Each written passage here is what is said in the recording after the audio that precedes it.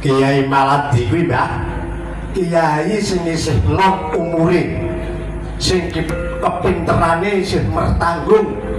yen ana anak santrine teko mesti diwejang diulang nek gawake apa-apa nanging senengane meden-medeni niku sing disebut Kiai Maladi kaping pindho Kiai Bujo Kirana kiai sing moh nyambut gawe senengane mangan karo turu murut cupet pikire ketul nalare Kiai Budu Kiai Bujo Kirana dene kaping 3 kang sebut Kiai Meraket Sancang kiai sing disani tiru-tiru roh nang kono dikandhakake nang kene roh nang kene diceritake nang kono iki jenenge Meraket Sancang kaping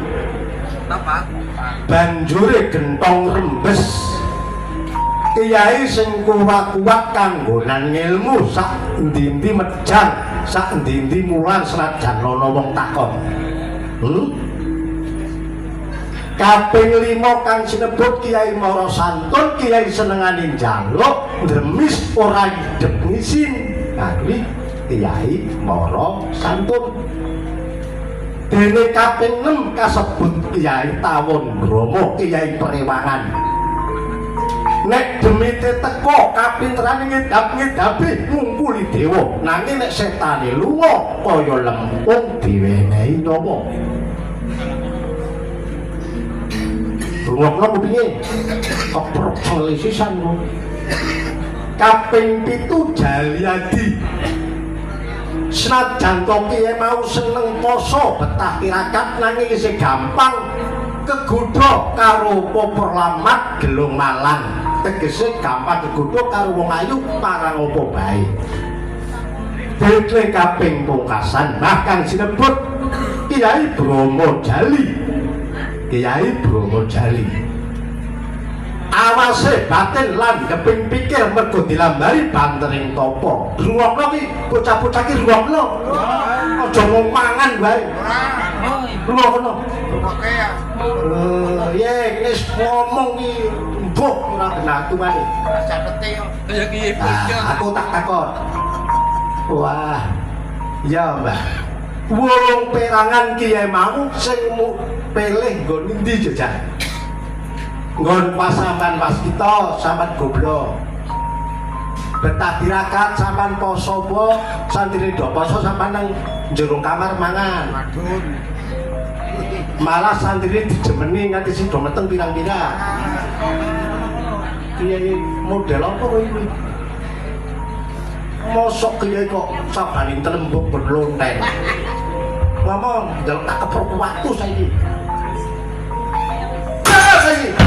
paket aku sampai lap-lapan aku jebule katone kaya lupa kok pinter yo kan kowe meneng udah keprok waktu kowe aku tak takon karo kowe Mbak kowe kan kiai iya tak takon aku beneran ketemu kiai pengpengan pertanyaanku ana ngendi jatine urip siji kepriye jatine mati sebabe apa wong mati kok didusi apa sing digawa wong mati ana ngendi parane wong mati mungkin ora boleh yo cilaka kan jebule ilmune kok dhuwur kan nang depo menyen lurung ilmu nek dipengin dhuwur ya menek wit gluko kan asu apa kuwi kowe sing gedhe alah nyuyuk mudak-mudak ora ora iso Mbah kowe kawruh dhuwur kuwi jebule kok ya iki 150 mana beda kowe mana lenong teng blenteng kowe kan 150 alus ya wis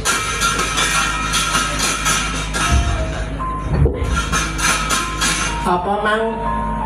kang canus ana ngendi jatine urip siji loro kepriye jatine mati ana ngendi jatine urip piye jatine mati terus sebabnya apa wong mati ditusi sabanjure apa sing digawa wong mati lan ana ngendi parane wong mati oh bak perkara kematen kan bak perkara permatian kan wis masa bodho kowe sabodho kowe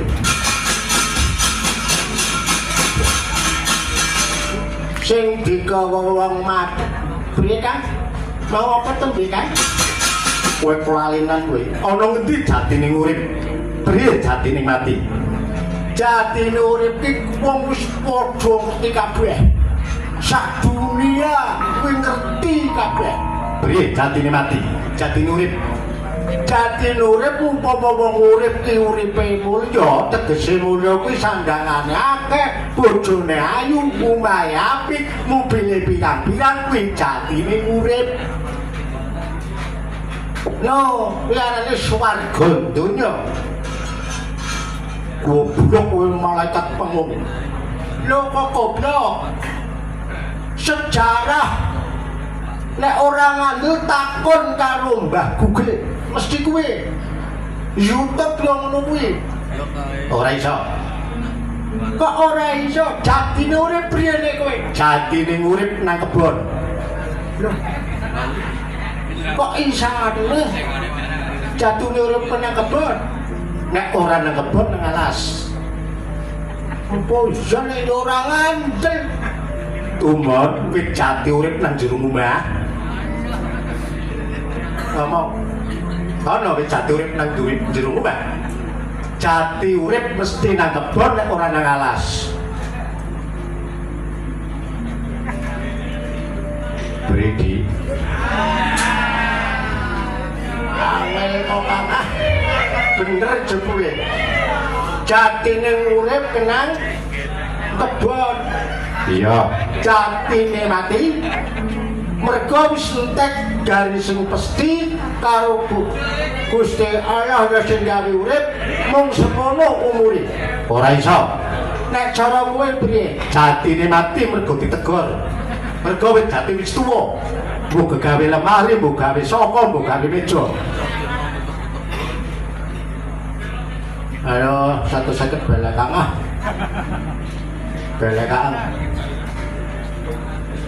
kaping 3 sebabe apa wong mati ditusi sebabe men resik ora iso nek kowe piye sebabe ora iso atus dhewek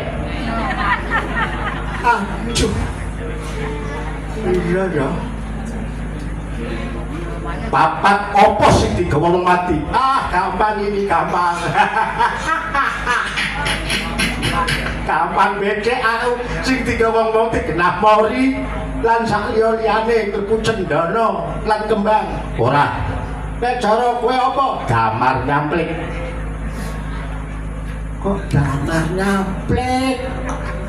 isane damar nyamplikne digawa wong pelaku mesti mati kanginen alang